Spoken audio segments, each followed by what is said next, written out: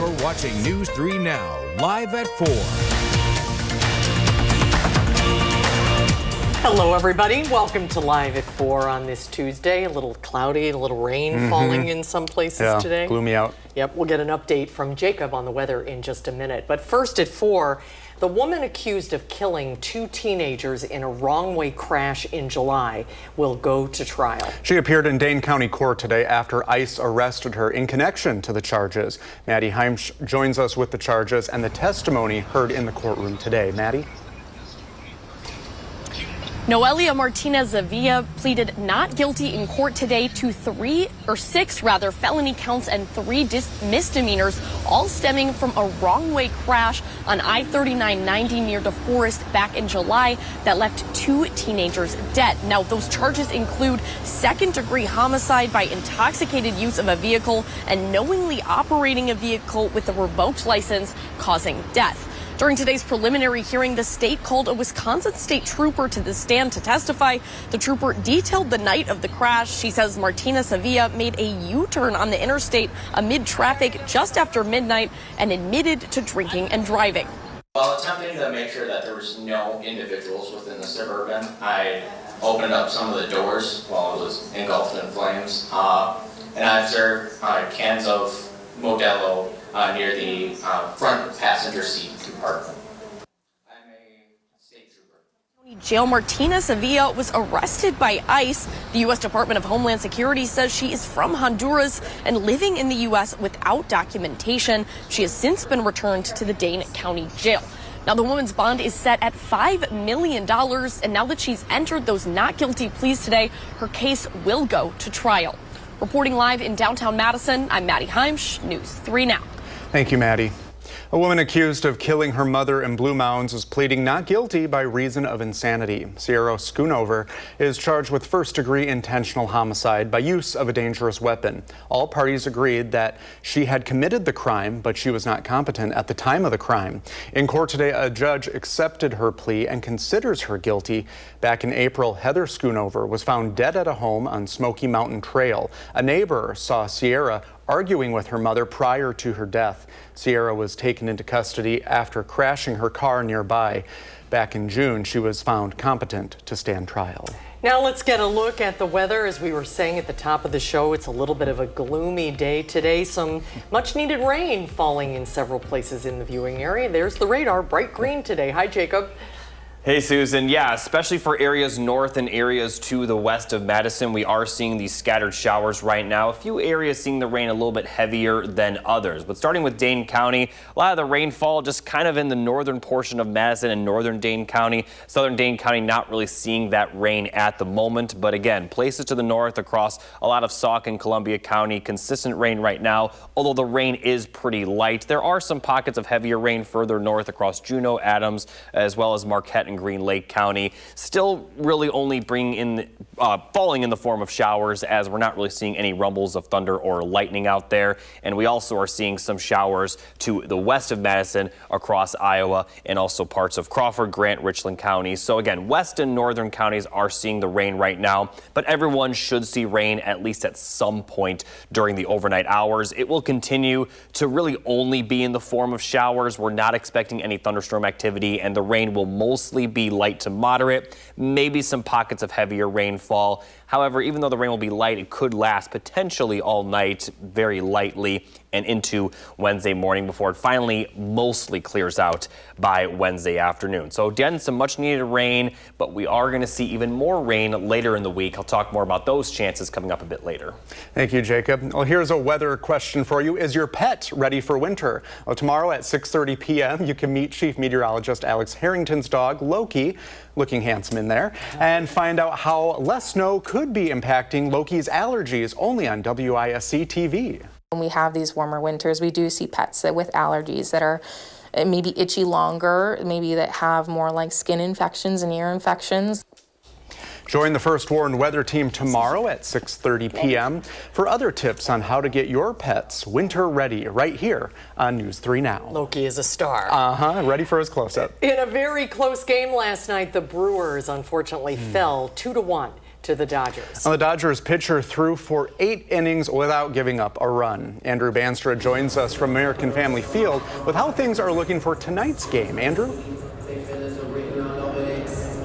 Yes, Susan and Brady, as you mentioned, the Dodgers' Blake Snell was tremendous last night against the Crew, who are warming up for Game 2 on the field right behind me.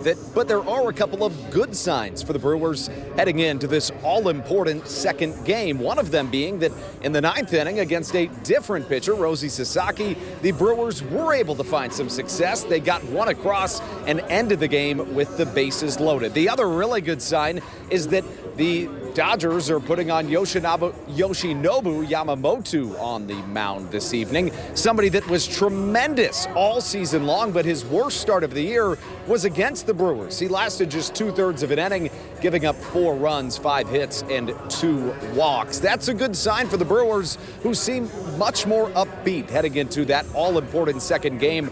Remember, after this game, they'll go to LA for 3, so they need to get this thing evened up at 1. Later on in this newscast, we'll hear from one of the Brewers stars who will take the mound tonight, talking about how Bob Uecker gave them inspiration for this postseason run. But for now, at American Family Field, Andrew Banstra for News 3 Now. All right, time to reset. Good luck to the Brewers. I'm glad you had to say that pitcher's name instead of me, Andrew. Thank you very much.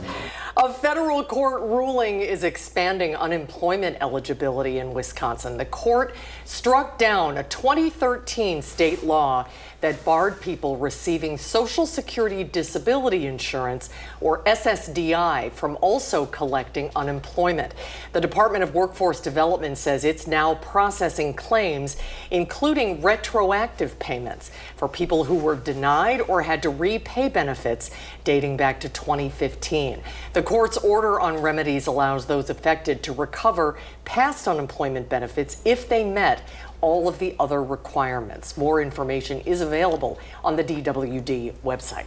Next on Live at 4, Halloween spending is hitting record highs. We're looking at where people are spending their dollars this spooky season. And our Coats for Kids distribution event is right around the corner. We were packing them up today, getting ready for that.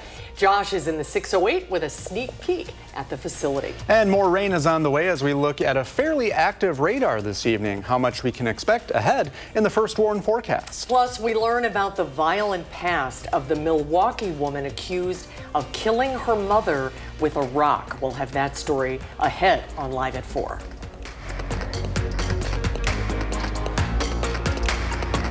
You're watching News 3 Now, live at 4. Coats for Kids is coming up, and boys and girls clubs across Dane County are hard at work sorting all those coats and other winter gear. Staff from News 3 Now was there to help this morning with hauling coats in, as well as determining the condition and sizes to make it easier come distribution day. Senior Club Director Danielle Burdick says they have received roughly 1,500 more coats than they did last year. We have 4,625 coats right now, on our way to 5,000 coats. We have some boxes that we haven't opened yet, so we're pretty positive that we're going to meet our goal. Although the donation period is over, there is still time to help. The club is looking for volunteers to continue to help sort and distribute the thousands of coats and much more. Save the date. Distribution day will be Friday, October 24th from 4 p.m. to 6 p.m. at the Mackenzie Family Boys and Girls Club, the Erica and Anthony Fleming Boys and Girls Club, and the Allied Family Center. And in the 608, Josh Spreiter tells us about that Coats for Kids distribution event. He's talking with the Boys and Girls Club representative and is giving us a sneak peek. We're getting our first look at all of those donations that You at Home sent us for the Boys and Girls Club of Dane County ahead of our distribution events next week. Joining us today is Danielle Burdick of the Boys and Girls Club. Danielle, thanks for having us in. Hi, welcome. So this is one of the facilities that you guys have been busy sorting all of those coats. You can see the stacks kind of going up in this room. This is quite the process. Yes, it is. We start with getting, the donations in. They go to Clinky Cleaners, where they clean them, and then Easy Office brings them to this location where the sorting begins. So thanks to our volunteers that have really helped get this process underway. They get sorted at this location, and then they get distributed to our 3 club locations. We'll have the distribution event next week. We put so much stress on the donation factor, which we are very, very close to our goal. Like, Yes. where are we sitting right now? I mean, you think we're actually going to reach that 5,000 mark? Yes, I do. We have 4,625 coats right now that we've tallied up, and we have a lot of boxes of new coats that we're still going through. So I have no doubt that we will meet that great goal of 5,000 coats this year. Oh, that's exciting. And volunteers still needed right now to be able to go through all of those coats. Yes, very much so. We need volunteers next week, Thursday and Friday, to help us load the trucks, get them out to the 3 club locations, you know, in Sun Prairie, Allied Drive, and on the south side of Madison. And then for our distribution event on next Friday, October 24th, we have shifts available in the morning and in the afternoon during the distribution event. I think it's important to stress that, you know, a lot of times you guys are asking for donations, but that physical body, like having that human here volunteering their time, might be even as important, if not more important. Yes, because we like to set up the coats on racks, so when families come in, they get to have like that shopping experience and get to pick through the racks and find the perfect coat for their children. So that is very helpful to have volunteers. We just need people to help us, you know, accomplish that goal. You guys have to be feeling pretty good this year. I mean, obviously the weather is changing. This is so important for so many families here in the Dane County area. Yes, I mean, 5,000 kids next week getting coats. That's a huge accomplishment for us and for everybody that helped us reach this goal. Yeah, they're going to be staying warm this winter. So important. Danielle, thank you so much for your time today. We appreciate it. Yes, thank you. And if you'd like to learn more about how you can help with those volunteer shifts, I have links up on this story at channel3000.com. In Madison, I'm Josh Breiter, News 3 Now. Very nice. Thanks, Josh. Let's get a look at your first warn forecast. You might need a raincoat tonight. We are expecting some showers, Jacob. Yeah, definitely going to see that rain. We're seeing it right now, but those areas that haven't seen the rain yet definitely will see showers at some point tonight. And for the most part, we're going to see seasonable temperatures continue. Might get pretty warm on Friday, but beyond that, we're going to see some chilly temperatures just about every day with more rain chances continuing later in the week. So looking at the current radar again, it really is impacting Madison and areas to the north and areas to the west. There are also some pockets of dryness within these showers. And this is really going to be what we're going to see throughout the entire night, but impacting everybody, not just areas north and west. So looking at future track, the best chance of rain will be kind of in that midnight to 6 a.m. range for much of the region. Most of the rain should be light to moderate. Could see some pockets of heavy rain, but we are not expecting any thunderstorms. This rain is expected to continue into Wednesday morning. Once we get to the late morning Wednesday, the rain will really break up. And then throughout the afternoon tomorrow, we are going to see cloudy skies, but not really seeing a lot of rain. Still could see some light sprinkles at times because of the cloud cover, but don't expect to see much after the morning. Then we'll see, partly to mostly cloudy skies Wednesday evening into early Wednesday night. And then by the time we get to Thursday morning, more rain is expected to move back into the region. Once again, mostly in the form of light showers. Not going to see quite as much rain during the day on Thursday as we will tonight, but still on and off showers are possible. Still could see some pockets of heavy rain, but it will mostly be light. Then for Thursday night and Friday, looks like we'll be fairly dry again, but because we're going to see continuous cloud cover during those times, still could see some very isolated sprinkles. And then once we get to Friday night, then we have another very good chance of rain. And this round of precipitation could potentially bring some thunderstorms, as we will see that rain continue into Saturday, especially early Saturday, kind of clearing out a little bit later in the day. And then once we get to Sunday, still could see some precipitation, but most of the rain for the weekend will occur on Saturday. So let's recap all these rain chances. Very good chance of rain tonight into tomorrow morning. Looking fairly dry for Wednesday night before the rain chances increase for Thursday. Not going to see much rain Thursday night or Friday. Then Friday night into Saturday, the rain chances will increase again and then decrease for the end of the weekend and early next week. So several chances of rainfall, but right now we are not expecting a massive amount of precipitation just because a lot of the time when the rain is falling, it will be pretty light. Now, as we take a look at the temperatures, upper 50s for tomorrow, middle 60s Thursday, middle 70s Friday, and then upper 60s for Saturday before next week will feature highs pretty much consistently in the lower 60s to upper 50s, so a little bit chillier for next week. And we also see some windy conditions Friday and for parts of next week as well. Thank you, Jacob. Americans are known to go all out for Halloween. We all have that friend, right? Well, this year will likely not be any different. According to the National Retail Federation's annual consumer survey, Americans are expected to spend an average of $114 per person this Halloween. That adds up to a little more than $13 billion, a record high. Candy, of course, is a popular purchase, with total spending expected to reach $3.9 billion. The survey finds Americans spend more than $4 billion on costumes. Spending on decorations will also exceed $4 billion. Wow. And our Live at 4 Halloween is coming up. That's true. It's on a Friday this year. Thanks for reminding me. Yeah, we got to get working on our have to spend some money on a costume. Coming up on Live at 4, the government shutdown continues to send ripple effects through our nation and our state. What Coast Guard members in Sturgeon Bay are saying and how the government says it plans to help.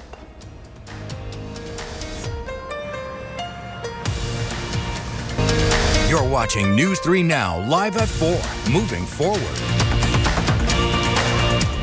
Let's see how Wall Street fared today at the close. The Dow Jones was up over 200 points. The Nasdaq lost 172, and the S&P 500 is down 10.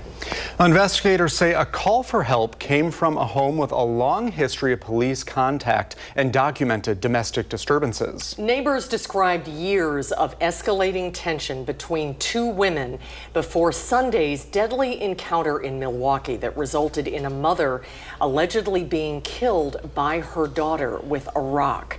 Monse Rocosa reports. According to a search warrant, on Sunday, October 12th, Carrie Zuttel called 911 at 2:06, stating her daughter, who we are not naming yet because she hasn't been charged, was being violent. When police arrived 14 minutes later, they found Zuttel with severe trauma to her head, with brain matter visible, covered in blood. She was pronounced dead a few minutes later. Officers arrested the daughter, covered in what was believed to be the victim's blood. In a petition for a temporary restraining order in 2018, Zuttel wrote that her daughter threatened her life with knife in hand after she struck her father repeatedly on his head with heavy decorative bottles, had thrown heavy items at them, and didn't want to stay at a halfway house. Zuttel says the daughter had even put her father's head through drywall. A neighbor told us the dad died a few days later. In a letter from the daughter written shortly after, she said, quote, "I haven't accepted my dad's death. My mom says I killed him, but I don't remember doing it." She acknowledged she acts out because of her mental illness. According to criminal complaints, the daughter violated a domestic abuse injunction in March and April of 2018. Then in December of 2021, documents show the daughter threw rocks through windows at 2 a.m. to get inside Zuttel's home. She was arrested and charged with misdemeanor battery and theft. The Green Lake County District Attorney's Office is now reviewing the evidence gathered from the home and from prior case files. A formal charging decision is expected in the coming days as authorities continue to assess the daughter's mental health history. Let's take a live look at Sturgeon Bay, where the Coast Guard there says the government shutdown is putting a strain on operations. Sturgeon Bay is home to 3 Coast Guard commands and nearly 70 personnel, including a cutter crew, marine safety unit, and rescue crew. Guardsmen say they lose pay, but they still go into work every day to keep doing their jobs. Today marks 2 weeks since the shutdown of the federal government began. The Senate is expected to vote for an 8th time tonight on a House-passed measure to fund the government. But meanwhile, Homeland Security Secretary Kristi Noem says Coast Guard members will not miss this week's paycheck. She said on social media her agency has worked out what she called an innovative solution to ensure the Coast Guard gets paid. The Coast Guard confirmed its members will receive a paycheck between tomorrow and Friday. Coming up on Live at 4, as you know, the Brewers lost a close Game 1 in the NLCS, but there is still a long way to go. Plenty of baseball to be played, including tonight. Sports Director Andrew Banser will join us live from American Family Field ahead of tonight's game. And first responders in Wisconsin are being recognized for their service to our communities. You're watching News 3 Now, live at 4. Good afternoon, everyone. Welcome to Live at 4. It might be a good night to fire up the crock pot and just get cozy. One of those nights, right? A little rain is falling, especially north of Madison. The weather words tonight, tracking shower chances. And Jacob is here with the latest look at the radar. Jacob?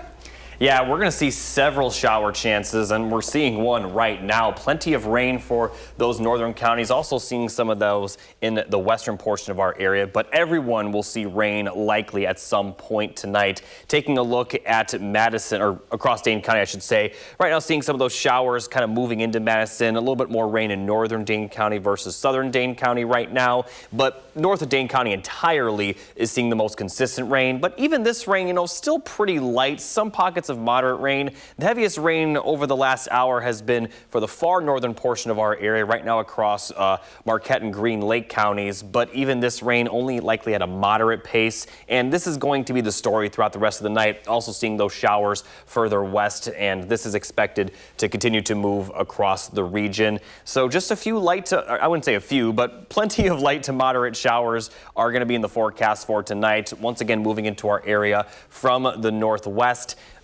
Could see a few rumbles of thunder, but mostly just seeing some shower activity, and this is going to continue into Wednesday morning, but it's really going to break up throughout the morning on Wednesday, and once we get to Wednesday afternoon, we're likely going to be pretty dry, but that won't be the last chance of rain for this week. So looking at the evening forecast, again, plenty of cloud cover for Madison, on and off light showers, temperatures lower 60s, upper 50s. It will be a fairly mild night with all the cloud cover, with lows only near 50, but then the temperatures tomorrow are really not going to rise all that much. We're going to have highs in the upper 50s as we'll see continuous cloud cover. So a pretty chilly day, going to continue to be gloomy despite the fact that we won't see rain, or at least as much rain in the afternoon. But I'll continue talking about the other rain chances for the rest of the week coming up a bit later. All right, Jacob, thank you. Well, the Brewers are back at home tonight trying to pull ahead in their series against the Dodgers. Yeah, we're all holding our breaths, right? Well, the Dodgers pitcher threw 8 runless innings, setting up a final score of 2-1. Andrew Banstra is at American Family Field ahead of tonight's game. Hey, Andrew. Brady and Susan, how exciting is this? We're right here at AmFam Field for Game 2 of the NLCS, one that is incredibly important as the Brewers try to even the series before this series heads back to Los Angeles. The crew is taking batting practice on the field right behind me as we speak, but let's talk about who's going to be on the mound for Milwaukee. Freddie Peralta, their workhorse, their ace, their best pitcher, is going to be out there trying to do his thing against one of the better lineups in baseball, if not the best. But the good news for Peralta and the Brewers is that it's not just going to be Peralta out there on that mound with him. He says Bob Uecker is watching down on this team and says, too, that the Uke predicted the magic that's happened for Milwaukee. All the time that we are in there, we think about him because we know how special he was for us. And the good vibes that he brought for us for years, for many years. And I remember last year, he told me that we have a group that was going to be special, and we're showing that right now. And I hope that he's proud about us, like watching us, and we're here like thinking about him. What incredible stuff from Freddie Peralta. You can just feel your heartstrings tugging there. He'll try to take down the Dodgers alongside with his crew, who continue to take batting practice right behind me. Bryce Terang, you can't quite see it. Maybe you can see the ball flying, is hitting right now. They'll need all 9 tonight, plus Peralta on the mound. We'll have more coverage leading into the game, plus we'll talk to you after the game and hopefully a Brewers win. But for now at AmFam Field, Andrew Banstra for News 3 Now. Come on, you make it happen for us tonight. That shot in the field looks so great. Andrew, thank you so much. First responders from across the state were recognized at the state capitol today. It was for the 2025 Wisconsin First Responders of the Year award ceremony. One of those honored was Officer Derek Austin of UW-Madison Police. His department nominated him in the 77th Assembly District. Officer Austin, along with his canine, Mavi, was one of the first to respond to the ALCS shooting in December.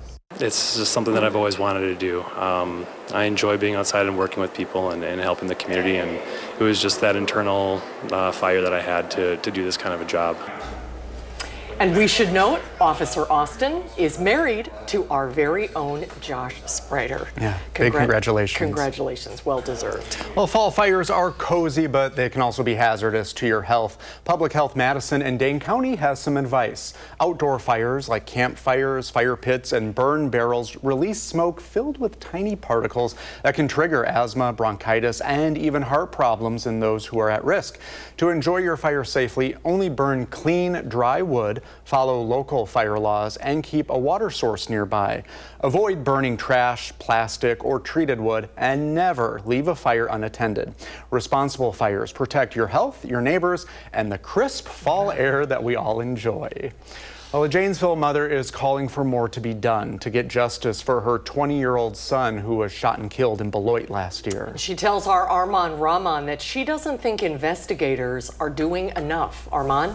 Susan, Brady, Erica Meyer doesn't want to see her son's case go cold. According to court documents, 20-year-old Jaden Benitez was shot and killed from behind while in a vehicle as suspects allegedly tried to rob him last year. A 17-year-old was arrested, convicted, and sentenced to Lincoln Hills Youth Prison in connection to the crime. But Meyer claims law enforcement and investigators told her there was likely another teenager in the car at the time who allegedly more likely pulled the trigger. But they also told her they were no longer actively investigating the case because they couldn't identify that suspect 100%.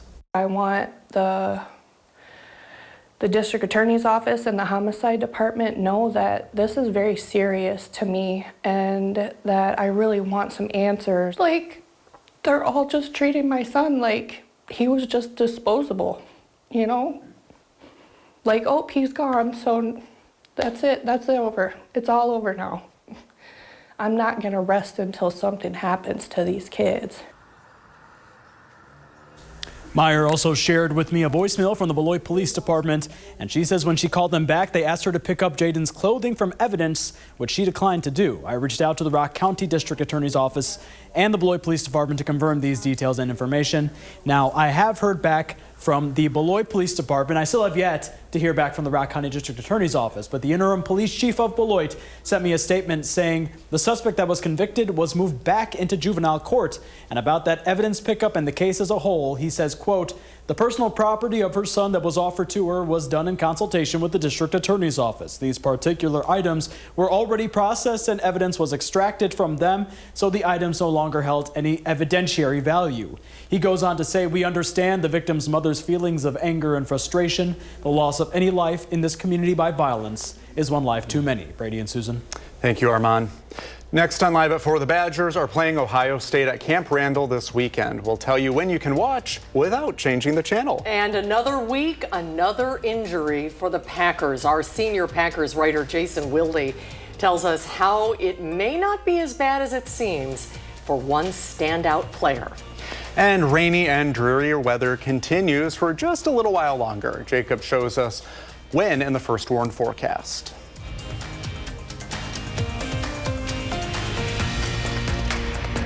You're watching News 3 Now, live at 4.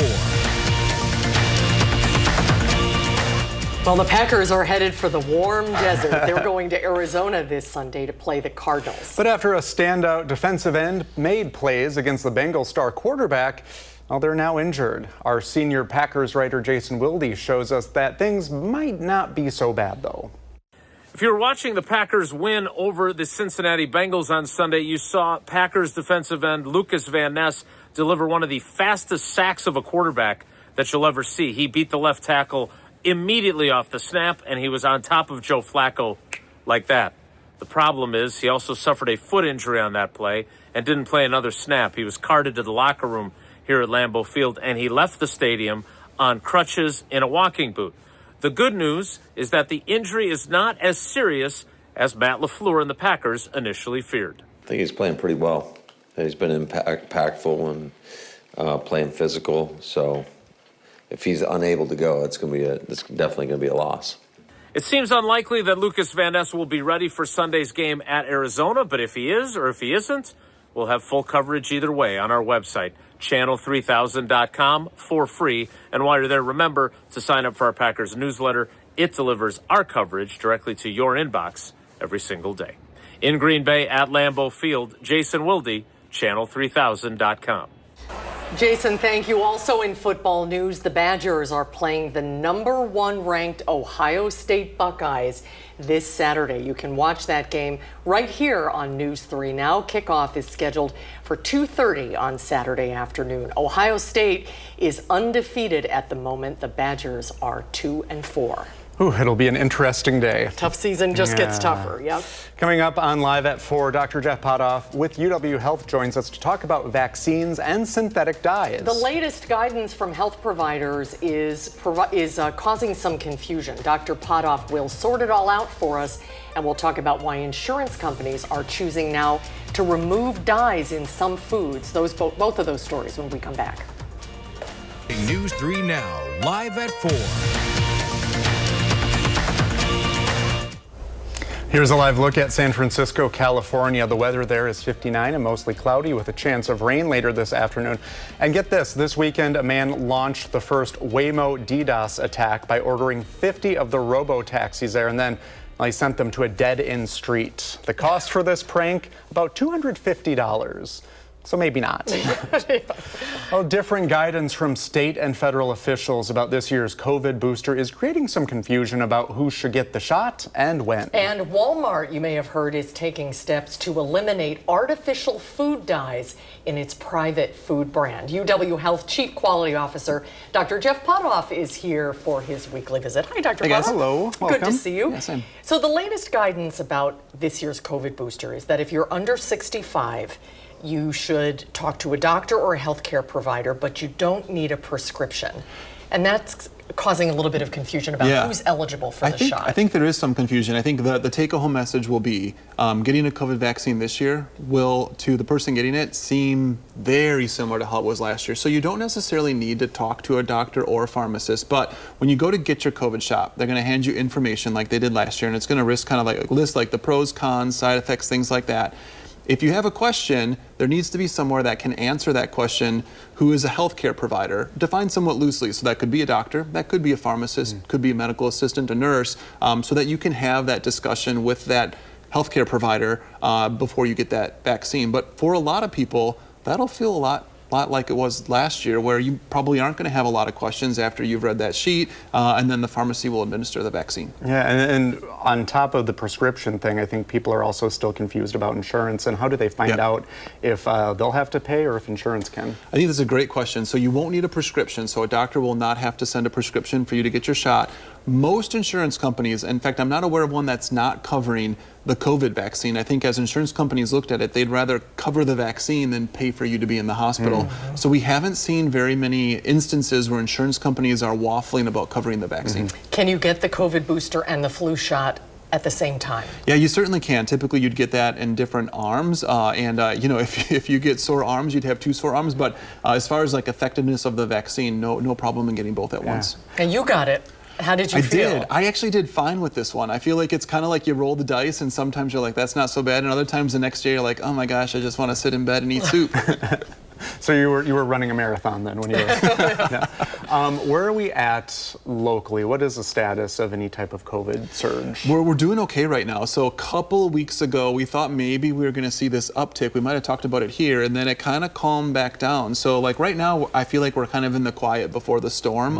COVID's not so bad. We're not seeing influenza really yet. No RSV. Talk back in 4 or 5 weeks and it might be a little bit different story. So like now would be a good time to go and get vaccinated because you got time to build the immunity, but we're not seeing a lot of stuff right now. Okay, hope that clears up some of the confusion. Let's talk about this decision by Walmart to take out they're taking 30 ingredients, artificial ingredients out of their brands. That seems like good news for consumers. I think so. I mean, we're kind of catching up to Europe in this, where there's research that looks at these artificial dyes, and it's not conclusive. You couldn't say 100% that these dyes cause ADHD or cancer, but there maybe is an association there. And the reason why it's maybe safe to pull them out is there really no health benefit to this. Like there's nothing good that happens to your eye because we consume these dyes. They just look better and we maybe want to buy products. So taking these dyes out, using either natural colors or no artificial coloring is probably the right way to go. I think for a lot of us though, it'll be a bit of a shock because those things that we're used to seeing that are like super bright yet or very orange, they ain't gonna look quite the same. They will taste the same, but your mind's going to play tricks on you because they're not going to look the same. Something to get used to. Something to get used to. Eat with your eyes. Thank you, Dr. Palmer. Thanks, Dr. Palmer. See you next week. And let's get a look at our first warn forecast. Here's meteorologist Jacob Montesano. Jacob? Thanks, Brady. As we take a look at the 3 things you need to know, showers are expected tonight and a few other showers later in the week. And throughout most of the next 10 days, we'll stay mostly seasonable. Friday specifically, though, will get a little bit warmer. Now, before I talk about all of that, I do want to talk about the updated fall color report, seeing peak levels across much of northern Wisconsin. In fact, there's one county that's actually past their peak. Southern Wisconsin still seeing little to patchy spots. The projected peak for southern Wisconsin is going to be the first week of November this year, so a little bit delayed, but don't worry, for those of you that want to see the fall colors here, they certainly will change eventually. Now, as we take a look at the current radar, still seeing those showers move from west to east, impacting Dane County and areas to the north and areas to the west. Also further northeast, we're seeing some of that rain begin to trickle in. Everyone should see rain at some point tonight. Most of the rain, though, going to be pretty light. However, it may last throughout much of the night, maybe just in the form of some very, very light sprinkles. We could see some pockets of moderate rain, especially kind of in the middle of the night into early Wednesday morning. But then once we get past sunrise Wednesday, the rain will be really broken up at that point. Still could see some sprinkles for Wednesday afternoon, but we're mostly just going to see cloudy skies and not a lot of rain once we get past the morning. And early Wednesday night, we'll continue to see cloudy skies, maybe actually a few peaks of sunshine. But unfortunately, the clear skies may actually be a little bit after sunset. But then as we get to Thursday morning, more showers are going to move back into the area. Not quite as much rain Thursday during the day as we will see tonight, but still another chance of rain will exist. And then that looks to mostly clear out for Thursday night. But looking at the 7-day rain chances, we are going to see another good chance of rain Friday night into Saturday. So tonight into tomorrow, during the day on Thursday, and Friday night into Saturday will be the best chances of rainfall. As temperatures kind of bounce up and down a little bit, upper 50s tomorrow, middle 60s Thursday, then middle 70s Friday. So it will be fairly mild that day, but then upper 60s for Saturday, upper 50s Sunday, and then pretty much most of next week, we're going to see temperatures at the warmest in the lower 60s. So certainly going to be very fall-like throughout much of next week. We could even see some overnight lows drop back into the 30s. So that 70 on Friday, that's the outlier. We are going to see some pretty chilly temperatures, also some windy conditions, even especially when those temperatures cool down for next week. Now, live at 4. I can't believe this, but Halloween is 2 weeks away. I know. It feels like October just began. It does, and it's creeping up fast. And a lot of surveys are being done now where people are planning their Halloween costumes and about what characters you'll see for the holidays. Yeah, Spider-Man is a popular choice, of course, for children and maybe some adults. The survey finds 2.3 million will dress up as the comic book hero. Princess, witch, and ghost costumes are the next most popular. The most favored dress-up characters for adults this Halloween are expected to be a witch, vampire, and pirate. And many people are including their pets in the costume fun, with the most popular, a pumpkin. That's always my most favorite part. Yeah. Who's going to dress up as Brady Mallory, Susan Simon, and Jacob Montesano this year? There you go. There was a girl that dressed up as Alex Harrington last year. Yeah? Yeah, there was. You found some glasses? Yeah. Very nice. Yeah. And the reason you probably think October just started is because I feel like the weather did just kind of change. Yeah. But we're going to continue to see those seasonable cool temperatures this week. All right, Jacob, thank you. We'll be right back. Well, tomorrow on Live at 4, we are learning great ways to stay active this winter with UW physical therapy students. And later on News 3 Now at 5, a Wisconsin farmer has won a competition for the largest pumpkin. Just how big his spooky plant was. Well, thanks for joining us on Live at 4. We hope to see you back here tomorrow. You can always find us streaming 24/7 on Channel 3000+. News 3 Now at 5 starts right now.